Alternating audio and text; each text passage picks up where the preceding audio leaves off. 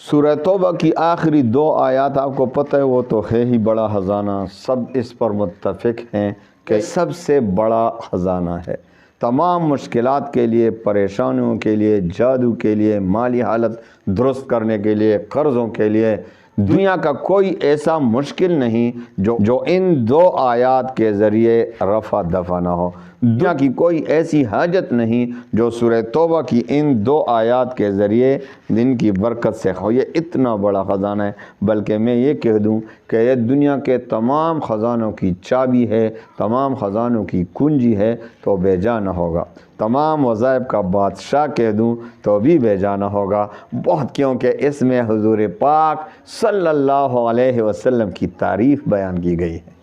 لقد جاءکم رسول من انفسکم عزیز علیہ ما عنتم حریص علیکم بالمؤمنین رؤوف الرحیم فإن تولوا فقل حسبی اللہ لا الہ الا هو علیہ توکلت وہو رب العرش العظیم۔ اگر اب اس کے ترجمے اور تفسیر کی طرف چلے گئے تو پھر بہت وقت لگے گا اور آپ پھر ناراض ہوں گے کہ بھائی ویڈیو لمبی ہو گئی۔ تو آپ ترجمہ اس کا دیکھ لیں اور اس کی تفسیر دیکھ لیں، اس میں کتنے بڑے بڑے خزانے چھپے ہوئے ہیں۔ تو آئیے رمضان المبارک میں اگر پڑھیں گے، رمضان المبارک میں خصوصاً ایک وظیفہ دیتا ہوں کہ انشاءاللہ العزیز سحری کے وقت، انشاءاللہ کسی بھی رات کو سحری کے وقت صرف 11 بار اس ترتیب سے پڑھیں اور پھر دیکھیں کہ اسی رات اسی وقت آپ کی حاجت پوری ہوگی۔ ایسا وظیفہ دیتا ہوں انشاءاللہ العزیز۔ تو آئیے وظیفے کی طرف آتے ہیں۔ اجازت عام ہے، آپ کو پتہ ہے اجازت میری عام ہوتی ہے وظائف کی۔ الحمدللہ وکفا وسلام علی عبادہ الذین اصطفیٰ، اما بعد فاعوذ باللہ من الشیطان الرجیم، بسم اللہ الرحمن الرحیم۔ لقد جاءکم رسول من انفسکم عزیز علیہ ما عنتم حریص علیکم بالمؤمنین رؤوف الرحیم فإن تولوا فقل حسبی اللہ لا الہ الا هو علیہ توکلت وہو رب العرش العظیم۔ سبحان اللہ، کیا خزانہ ہے، اتنا بڑا خزانہ ہے۔ ان 2 آیات میں خزانے چھپے ہوئے ہیں، خزانے۔ پیارے بھائیوں بہنوں، سبحان اللہ، ان 2 آیات میں اتنے خزانے چھپے ہوئے ہیں کہ ان کو نکالنے کے لیے تھوڑی سی عقل چاہیے، ایمان چاہیے۔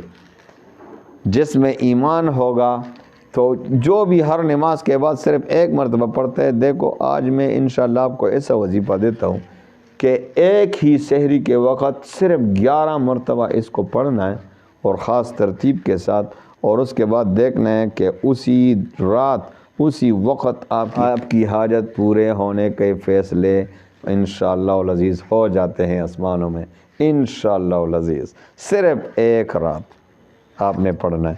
دیکھو وظیفے کی اجازت عام ہے، آپ کو پتہ ہے یہ رمضان المبارک ہے، آپ ویسے ہی سحری کریں گے، سحری کے لیے خوشی سے اٹھا کریں، بھائی کسی کو تکلیف نہ دیں، اپنے ماؤں، اپنی امی کو، اپنی بہنوں کو یہ آپ تھکا دیتے ہیں کہ بھائی اٹھو اور آپ نہیں اٹھتے، تو سحری کے وقت خوب خوشی کے ساتھ اٹھا کریں۔ تو آئیے، کیونکہ تہجد بھی پڑھا کریں نا، اس کی پریکٹس ہو جائے گا، پھر انشاءاللہ آپ غیر رمضان میں بھی تہجد پڑھیں گے، تہجد گزار بن جائیں گے۔ تو آئیے وظیفے کی طرف آتے ہیں۔ اجازت عام ہے، آپ کو پتہ ہے میرے وظائف کی اجازت عام ہوتی ہے۔ ہاں 4 شرائط دیتا ہوں، کیونکہ ہمیں اپنے مشائخ سے جو ملا ہے اور اپنے مشائخ سے یہ بھی سنا ہے کہ کسی کا وظیفہ ان میں 4 شرائط نہ پائے جائیں تو ان کا وظیفہ کام نہیں کرے گا۔ یہ بالکل اٹل حقیقت ہے کہ 4 شرائط جو بھی فالو کرے گا، جن میں 4 شرائط نہیں ہوں گے ان کا کوئی بھی وظیفہ کام نہیں کرے گا، وہ کبھی بھی کامیاب نہیں ہو سکیں گے۔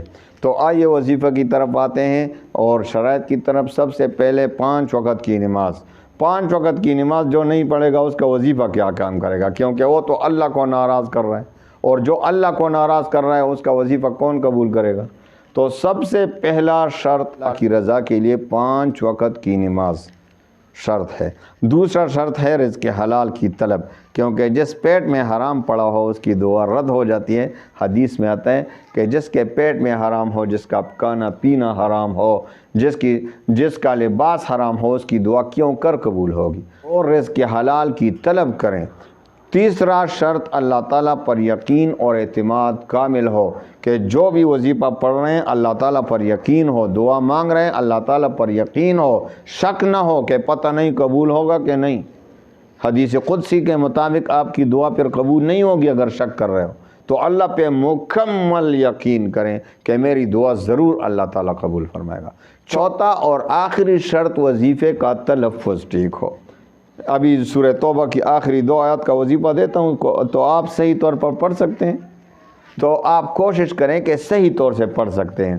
تو آئیے ان 4 شرائط کی روشنی میں وظیفے کی طرف آتے ہیں۔ آپ جب سحری کے لیے اٹھیں، کسی بھی سحری میں، یہ نہیں کہ تیسرے رمضان میں، 10ویں میں، پہلے میں، جب بھی آپ کو موقع ملے سحری کے وقت تھوڑا سا پہلے اٹھیں، تہجد کی نماز پڑھیں اور پھر صلاۃ حاجت کے 2 رکعت پڑھیں، اور 2 رکعت صلاۃ حاجت انشاءاللہ آپ ادھر 2 رکعت پڑھیں گے، 11 بار سورہ توبہ کی ان آیات کو پڑھیں گے، اور اسی وقت آپ کا بیڑا پار ہو جائے گا۔ آپ کی جو بھی دعا ہوگی اس وقت قبول ہو جائے گی، اس طریقے سے پڑھیں گے۔ تو 2 رکعت صلاۃ حاجت کے پڑھنے کے بعد آپ نے 11 بار درود شریف اور 11 بار سورہ توبہ کی آخری 2 آیات پڑھنی ہے، پھر آخر میں 11 بار درود شریف، اور پھر سجدے میں چلا جانا ہے، اور پھر سجدے میں چلے جانا ہے، اور سجدے میں چلے جائیں اور سجدے میں خوب دعائیں مانگے۔ جس حاجت کے لیے آپ نے پڑھا ہے وہ حاجت خوب گڑ گڑا کر رو رو کر اللہ سے مانگے، انشاءاللہ اسی وقت آپ کی دعا قبول ہو جائے گی، آپ کا بیڑا پار ہو جائے گا۔ لیکن جتنے بھی رات آپ کر سکتے ہیں، ایک حاجت پورا ہو جائے دوسرے کے لیے کریں، یہ تو بھائی سیزن ہے، یہ تو قبولیت کی گھڑیاں ہیں ساری۔ رمضان المبارک تو ہے ہی قبولیت والا مہینہ، رمضان المبارک تو رحمتوں والا مہینہ ہے، تو آپ نے سحری کے وقت یہ عمل کرنا ہے، ایک رات بھی کریں، دوسرا کریں، تیسرا، پورے رمضان میں جب بھی موقع ملے آپ اپنی حاجات اللہ سے مانگیں، انشاءاللہ العزیز آپ کبھی بھی محروم نہیں ہوں گے ان وظائف سے۔ رمضان المبارک میں آپ اس وظیفے سے کبھی بھی محروم نہیں رہیں گے۔ آج تک جس نے بھی کیا ہے وہ کبھی محروم نہیں ہوا، آپ بھی انشاءاللہ العزیز ان کی فہرست میں شامل ہو جائیں گے کہ اس وظیفے کی برکت سے آپ کی حاجت پوری ہو جائے گی۔ آپ 100% نہیں، 101% میں آپ کو ایگریمنٹ دیتا ہوں کہ آپ اس وظیفے سے محروم نہیں رہیں گے۔